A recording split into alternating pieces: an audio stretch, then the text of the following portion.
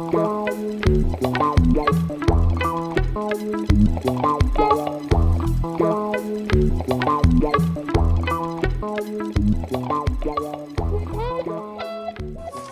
continue with a talk given by Valérie Berthet on symbolic bounded remainder sets. Thank you. So first I would like to thank the organizers for having invited me to give this lecture here, and in particular because this is for me the perfect place to give this lecture here, since the works I will present have been strongly influenced, nourished by the Marseille school, initiated by Rosy, and who influenced also and nourished a lot the work of Christian, in particular in his early works.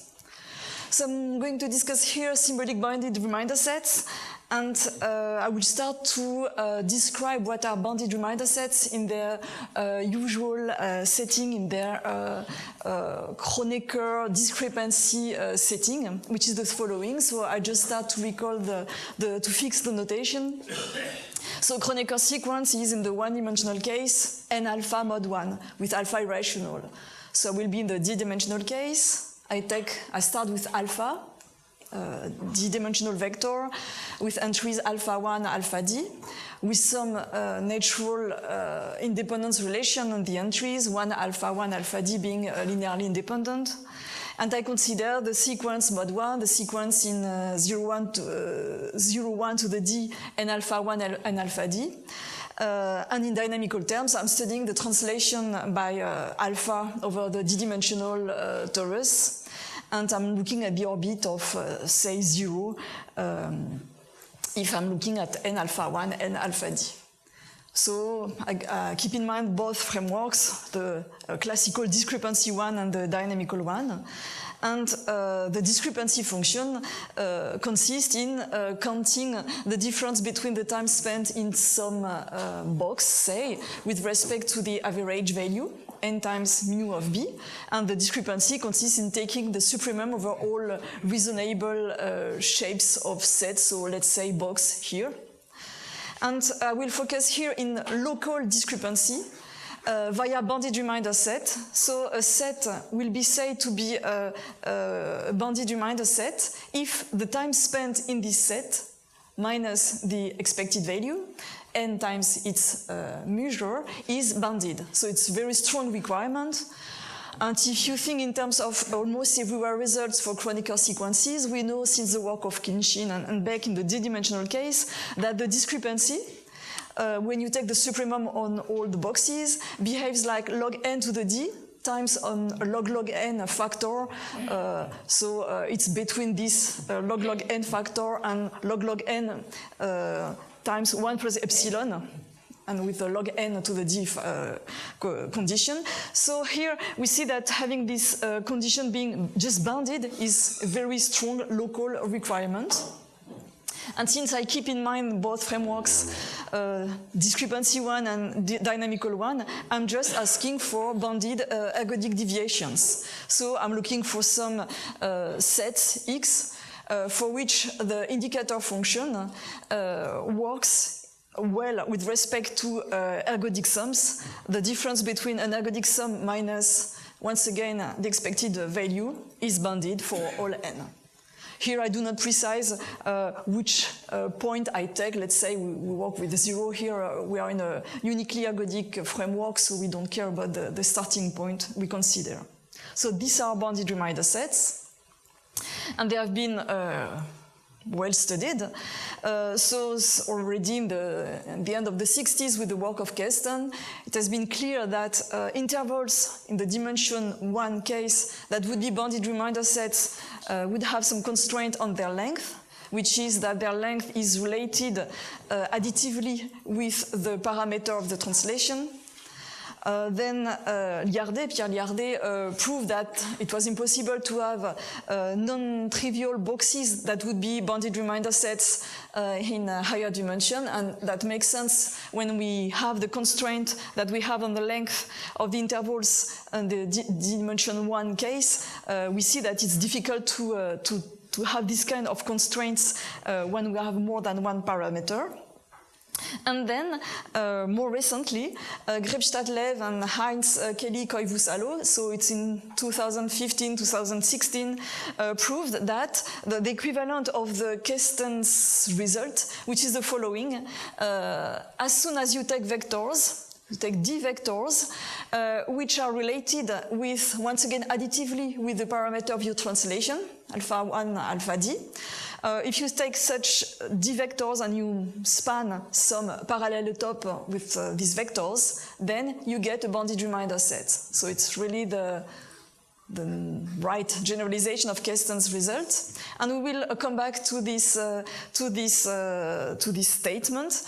And so it has been first proved by Grebstadt-Lev via Fourier analysis, then by Heinz Kelly-Koivussalo with IDs coming from quasi-crystals and Cotton project sets. And the proof of Heinz Kelly-Koivussalo is very elegant, very brief, and very enlightening for this result. So that's where the situation is for the Kronecker situation. But now, the question we could ask concerning the existence of parallelotopes which have bounded remainder sets is, can we subdivide them? So given a parallelotop that provides you a nice set, a bounded remainder set, can we subdivide it into smaller and smaller pieces? What's the idea to do that? In fact, if you want to come back to more usual shapes like a box, you might want to be able to tile your box by such parallelotopes with smaller and smaller size, and to be able to control the size of this smaller parallelotop. So my motivation, my question is the following: can we subdivide bounded remainder sets? Can we get even multi-scale bounded remainder sets? Can we control the way they divide? So it's strongly related and influenced by Rosie's program, which has to use symbolic dynamics to create bounded remainder sets.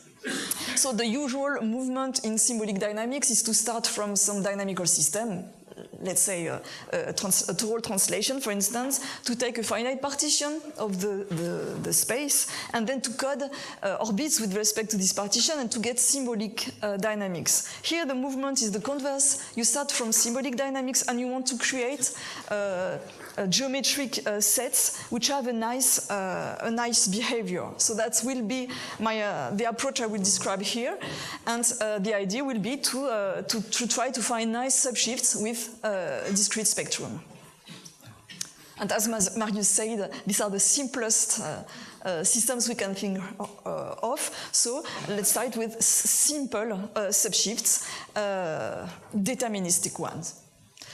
So I have to rephrase what is a bounded remainder set in symbolic terms. So we are now in the subshift framework. We have the dynamics of the shift, a subshift, and we will assume it to be minimal, uniquely ergodic, just for the comfort. So now a bounded remainder set is, as we've seen before, some set for which we have a good ergodic deviation. So that is to say, if you take ergodic sums with respect to the indicator function of the given set, we want to have this nice behavior. So the sets we will have in mind here naturally are cylinders. So a cylinder is a set of infinite or B-infinite words here that are fixed after the comma with respect to some prescribed factor v. So given a v, we take all the two-sided words in your subshift that start with v. So this notion of bounded remainder set is also well known in the word combinatorics community under the term of balance.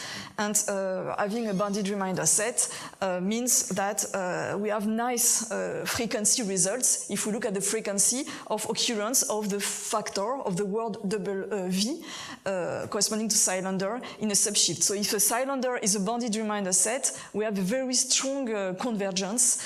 We have very nice frequency convergence for the frequency of the associated factor. So that's in the symbolic framework. And now what is the interest of being in a symbolic framework is that we get nice topological tools like Gottschalk-Hedlund theorem, for instance. So I'm given an ergodic subshift, minimal, uniquely ergodic, so a strictly ergodic subshift. And then I just recall the definition. A cylinder is a bounded remainder set if only if ergodic sums are bounded. Okay, so we have Gottschalk-Edlund's theorem at our disposal. Then what it says that as soon as you have bounded ergodic sums, then you get a coboundary.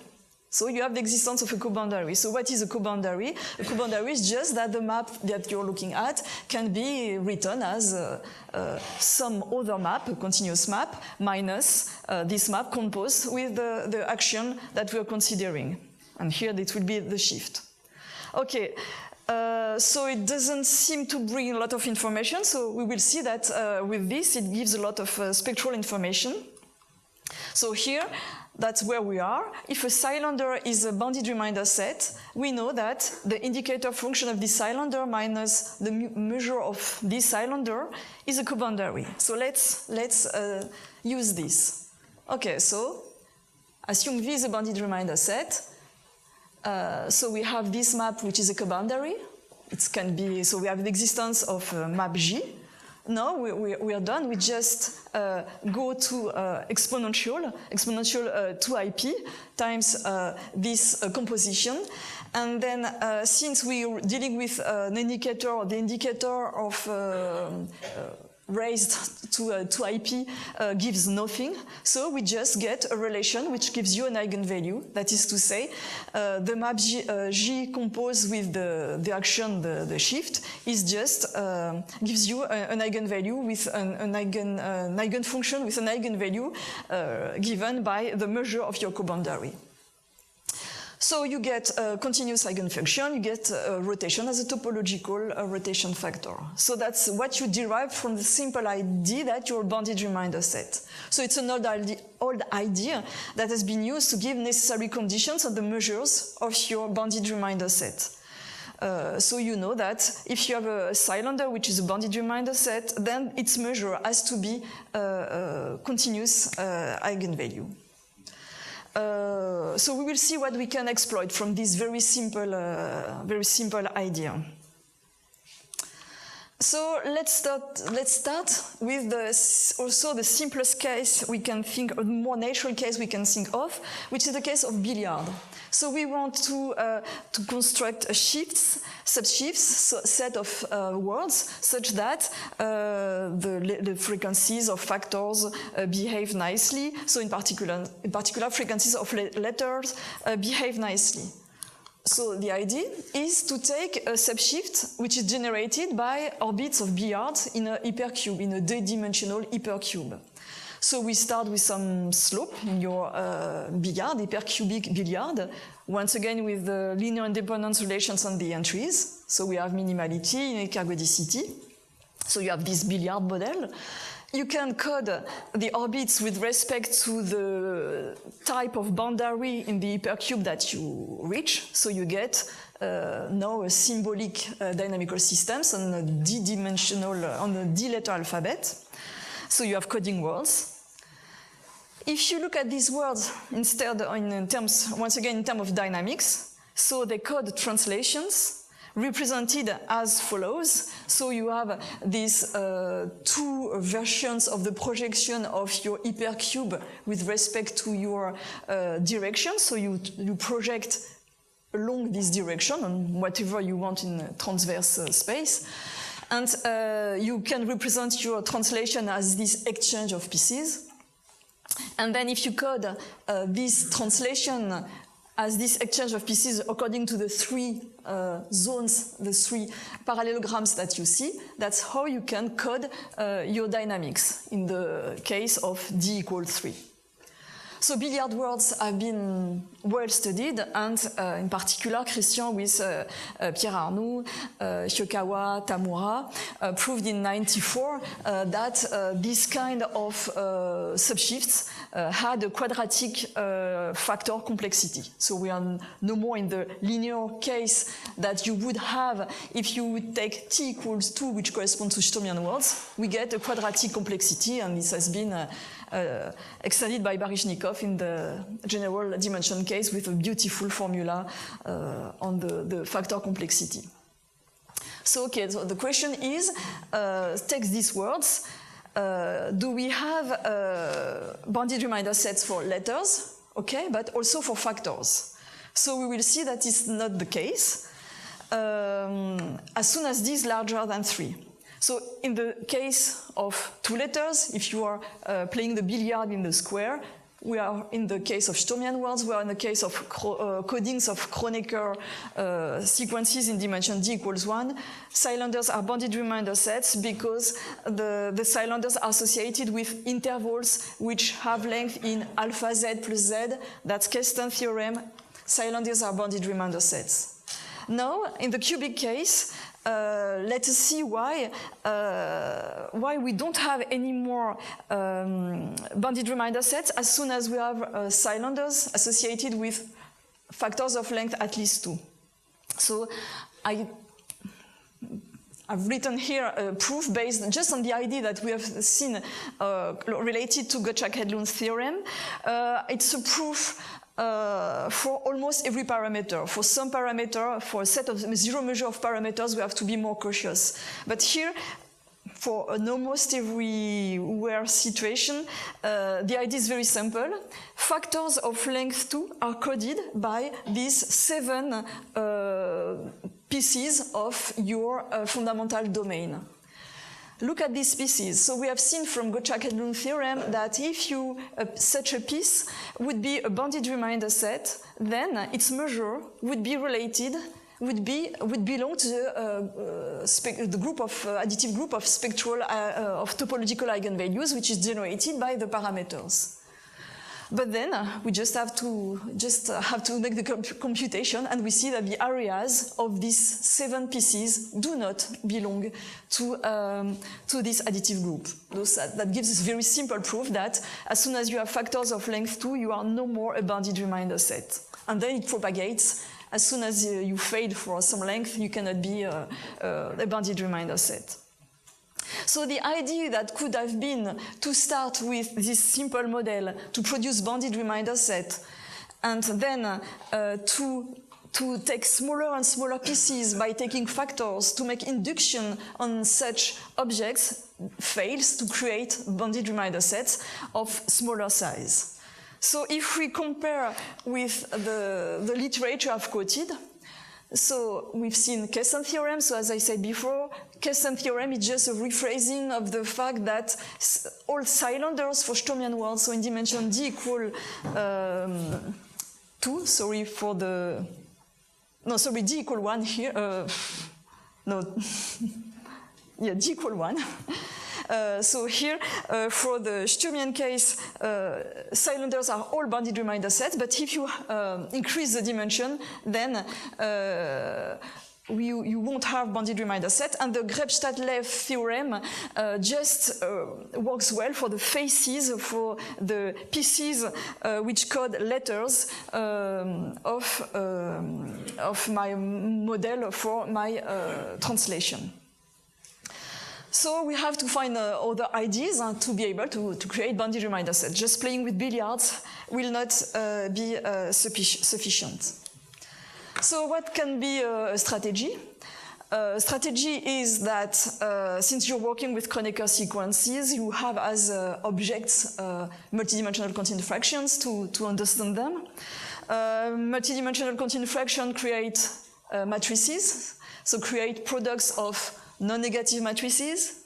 Once you have matrices, well, if you want to go to the symbolic world, you can see a non-negative matrix as the incidence matrix of a substitution. So you arrive to products of substitutions, and then the idea would be to be able to create symbolic bounded reminder sets via these products of substitutions. So that's the strategy I will develop here. The cost to pay is that we will get for these bounded reminder sets fractals and no more parallelotopes as we had before. So the idea for this strategy is based on the relation between substitution, induction, substitution governing return maps, and from a beautiful idea that dates back to the 80s developed by Sébastien and Rosy. which is the meta idea that as the induced, the first written map of some translation with respect to bounded reminder set is again a translation. So that's the idea that governs what I will explain next. And this idea by Rosie and Sébastien has been used, for instance, in the proof of Heinz, Kelly and Koivusalo of the Krebs-Stadlev theorem on the parallelotopes, which are bounded reminder sets. So that's the idea. So we want to use a continuous fraction algorithm, we want to use matrices, substitutions, and so on and so forth. So let's see what problems we have and what kind of substitutions we have at our disposal. So here we'll come back once again to the topological dynamics vocabulary and go to the idea of dynamical dimension groups. So dynamical dimension groups are dimension groups that are used to characterize orbit equivalence, trunk orbit equivalence. But here I just will restrict to the group part of a dimension group. So that is to say, I would just work with continuous functions modulo coboundaries. So my map BEPA is a coboundary we've seen in Gottschalk and Lund. Since we've seen with Gottschalk and Lund, and also it's clear that the ergodic sum of a coboundary is bounded, we get rid by taking quotient of these bounded components in ergodic sums to understand what happens. So let's compare the situation with two substitutions you've met thanks to the previous lecture. So you've seen Fibonacci substitution with Michel, and you've seen two-more substitution with Clemens. So let's compare the situation. So the two substitutions look quite similar. A gives AB, B gives BA. A gives AB, B gives A for two-mores and Fibonacci. We look at the matrices, the incidence matrices. So these are the matrices which count the number of occurrences of letters in the images. But what happens here? Even if we have a small, so we have a small difference, but the behavior is completely different. In the Fibonacci case, on the right case, all the indicator functions of cylinders are generated by the indicator functions of letters. In some sense, all what you want to know about the invariant measure is given by the letters. Cylinders are bounded reminder set. We are in the Sturmian case. But in the case of the two-mores substitution, if you look at letters, okay, they give you bounded reminder sets. We have a nice frequency results for letters. A and B occur as the same frequency, 1/2, and you have bounded deviations. But for factors of length 2, let's say, as soon as you take factors of length 2, then you have a problem. You don't have any more good behavior for the convergence. The factor AA minus, it's a measure which is 1/6. And by the way, Michel was the first one to study the invariant measure of the two-mores substitution. So an indicator function of AA minus its measure is not a coboundary. So we see that modifying a little bit the substitutions can ruin everything to have that all cylinders, all factors get this nice convergence property. But we have some way to answer this problem, which is to work with what we call what is called. It's not what we call. It has been, by the way, phrased by Pierre Arnaud, if I'm not mistaken, with the SID formalism, which is the following: instead of starting with one substitution, you iterate substitutions, you compose substitutions in an order which is consistent with what you do with continuous fractions. So you compose substitutions sigma 1, sigma n. So here we take a subshift generated by such composition of substitutions. We assume some primitivity condition which gives minimality. We assume that the matrices of your substitutions are unimodular. And we assume some properness condition which says that all the images of letters start with the same letter. So we have this kind of combinatorial assumption. So primitivity, unimodularity just depends on matrices. proper assumption depends on the order of letters of substitutions. And then we have this theorem which says that any function is cohomologous to a linear combination of the indicator function. And we have also some independence on the classes of indicator function. So what does it say and what does such a statement cover? So it holds for, let's say, your favorite subshifts, or at least my favorite, Arnold-Rossi sequences, interval exchanges. So what does it say? It says that as soon as you have an information on letters, it propagates to factors. So this is something that has been, well, this is really you there, Sébastien. So that is something that has been pointed out by Sébastien and Luca Zamboni for interval exchanges. If you determine measures, not only in the unique ergodic case, but if you determine a measure on letters, then you know it on every cylinder. So it's something that holds as soon as you have this kind of generation for your subshift. And it says that as soon as letters are a bounded reminder set, it holds for all, it propagates to all cylinders. And I've phrased it in terms of balancedness, phrased for functions. It says that, for instance, if you want to phrase it like that,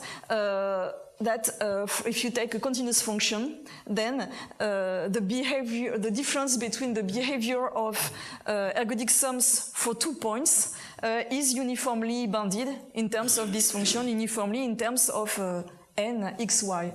This very strong convergent property, these bounded deviations, give you this kind of balancedness if you compare orbits of two points, and if you look at them with respect to some observable, some continuous function f. Okay, so if we take proper substitutions, this technical requirement which says that all letters, the images of all letters start with the same letter, we're done. So that's the first point, and 2 more substitutions did not fulfill this requirement. So we have this kind of tool. If you prefer other kind of decomposition of subshifts, it gives you a nice Rockling Tower decomposition. So all the kind of nice Bratelli diagrams. So or every kind of decomposition you have in mind fits well with this kind of assumption properness, which comes back to the work of Fabien Durand on written words. So now, second problem. So the first problem was maybe combinatorial and topological in some sense. Now we have a problem of products of matrices. I will have multiply product of matrices, and I want to see whether I will create some generalized eigenvector, whether we have some nice convergent results. So the Piso assumption will come into play as soon as we think in terms of this. So if we come back to one matrix, to one substitution, and if we want to see whether letters give this nice bounded reminder set property, then it's not difficult to see that if you have a Piso substitution, then letters give you bounded reminder set. A Piso substitution is a substitution for which the incidence matrix is such that its minimal polynomial is also its characteristic polynomial is also the minimal polynomial of a Piso number, that is to say an algebraic integer for which the other conjugates, for which the conjugates are smaller than 1 in modulus. So we are in the Piso framework, and we have to be careful. This is not an equivalence. You can have situations where you have another eigenvalue of the incidence matrix of your substitution, which is a root of unity. So you have some cases where you can have a root of unity. We are not in the Piso case, and you have balanced, and you have bounded reminder sets. So, but let's say roughly the idea is Piso property gives you is a necessary condition, and it's it's a sufficient condition for having a bounded reminder set. So that's the situation where we are, and I just want to mention briefly the Piso substitution conjecture. I couldn't mention it because it's really underlying all these ideas, which is the following.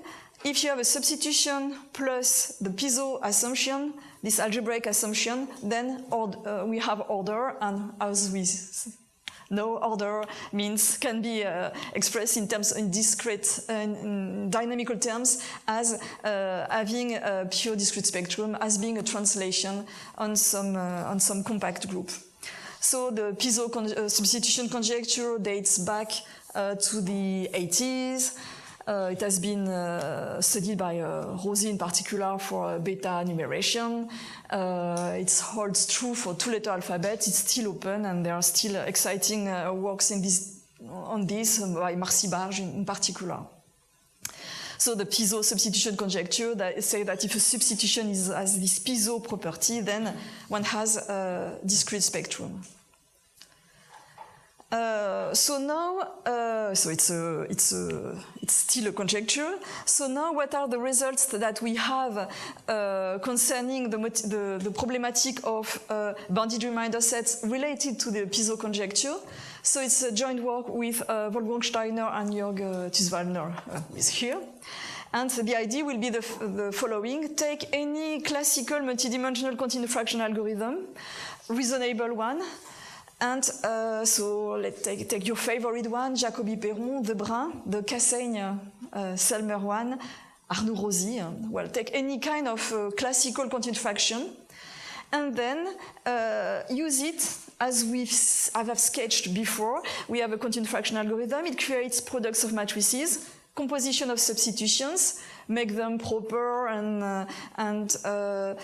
use them, and then we are able to prove that for almost every parameter, the translation by alpha beta admits a symbolic model given by your continuous fraction algorithm that you have transformed into substitutions, and then it gives you a subshift. You generate a subshift which has pure discrete spectrum and which is measurably conjugate to the translation that you're given when you start. And then there is a geometric realization of this subshift to bounded to elements of a fundamental domain of your translation, which are the so-called Rosy fractals, and that gives you bounded remainder sets for the translations. That is to say, not only letters, but also factors are bounded remainder sets. So that's the result we have. And also it's studied by Peter Asfog, and which includes some people from here, and who study specific substitution associated with the Cassaigne-Selmer algorithm. Okay, so what's the idea of this statement? Is that we use previous result we had for a generalization of Rosy fractals to the SADIC framework. But then what we specifically use here is that we use particular substitutions for which we have nice properties. But before going into more details, I just want to stress something here. The statement is a two-dimensional one. So why is it a two-dimensional one? So there are two types of problems. Problems for some fractal geometry type corresponding to the associated fractal sets that come into play, and that we've been able recently to solve them under some more general, under some conditions expressed like that. Suppose you have a continuous fraction algorithm which is Piso in the sense that its second Lyapunov exponent is negative. Suppose you have a nice admissible condition of the matrices you can generate, then you can find a symbolic representation, a symbolic SADIC shift that will give you a measure theoretic isomorphism to the underlying translation that will give you bounded remainder sets. So we were very happy with this result. It allowed us to get rid of some technical details with properness and stuff like that. But so in some sense, with this statement, we could say we have fulfilled almost everywhere Rosy's program, or we can generate a lot of subshifts with pure discrete spectrum. But there's a problem, which is the following. And the problem was a big surprise for us.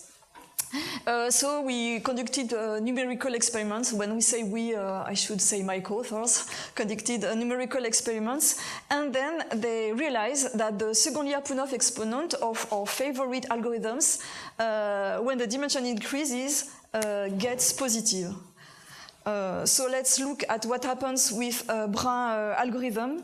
And if you look at the ratio, the second Lyapunov exponent, you see that it's negative for the smallest values d. And then when you reach dimension 10 or 11, you get positive second Lyapunov exponent. And if you look at the 1 minus lambda 2 over lambda 1, it's what has to be compared with the Dirichlet 1 plus 1 over d born.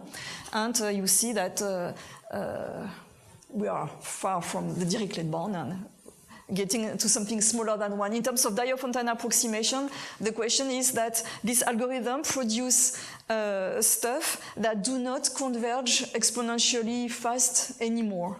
So for us, that was a big surprise because we expected from usual continued fractions to play the role, to produce strong convergence in any dimension. So we've tested Jacobi-Perron, we've tested the triangle maps studied by Arnaldo and Ali, we studied a lot of different continued fractions. We tried to design continued fraction algorithms, and we have never been able to get a second Lyapunov exponent, which is still negative in higher dimension.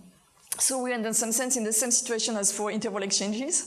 So when Rosie started to say, okay, interval exchanges will give continued fractions, with the work of Zurich, who proved that the second Lyapunov exponent was not negative. This AD failed, but in some sense now we are in higher dimension and we are led to the same situation. It's not clear that this approach is better, and now my feeling is that we have to go to lattice reduction to try to design continued fractions that would lead to a nice, to good or decent, not nice, decent convergence results. Okay, well, thank you very much.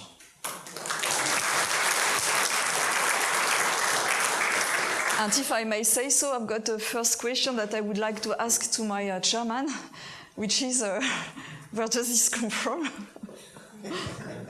Okay. So I have first a short answer is that it's a dare by Sébastien. A longer answer, I view this as a way to honor the memory of Christian, because as you probably know, among other things, he was an expert in international relations, international cooperation, and in particular, he started an exchange program we have in Lumini with Burkina Faso. And I've been an active member in this program, but the one who started was Christian. And I received this dress and hat yesterday evening as a present coming from Burkina Faso, together with Pascal Hubert, who's not here now, because we, in this cooperation program, we send school books there, and there was a ceremony in the village where the high school received the books, and so presents were given to Nicolas, who was there, and the presents included a ceremony dress like this one, as well as a live chicken and a goat. But he could not bring the chicken and the goat in the suitcase, so we received only the dress. Okay, so now I think we can move to the question session. And if you have questions, please wait for the microphone because the questions are recorded.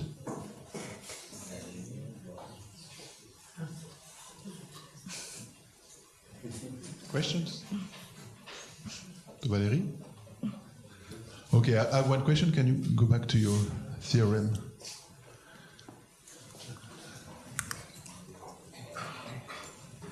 This one or? No, before. Yes, this one. Yeah, exactly. The question is about the almost every alpha beta that is in pink. Is it explicit? Do you have a list of conditions? Is it something like alpha beta have to be rationally independent, or is there something? No, it's really related to the quality of convergence of the algorithm that you pick. So then, for each algorithm, you have to design, you have to understand your set of convergent or badly convergent behavior, which is phrased in terms of matrices, and so you have to understand which trajectories do not correspond to generic trajectories with respect to the Lyapunov condition. So it's really looking at non-generic behaviors. So you can give sufficient condition for disproving or and other sufficient condition for proving this convergence required, but a complete characterization, it's still unclear for us. Okay, but there are explicit examples of alpha beta where it does not work for reasons that are particular to the... Exactly. Okay. Yeah. Okay. Other questions?